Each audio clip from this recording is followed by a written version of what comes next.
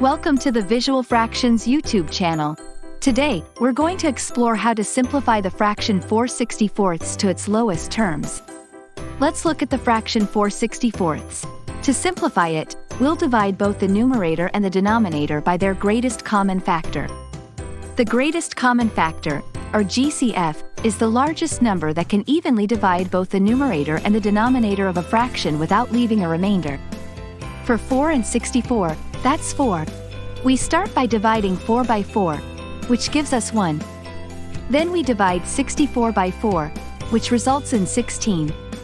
So, simplifying 4/64, we end up with 1/16, which is the fraction in its simplest form and cannot be reduced any further.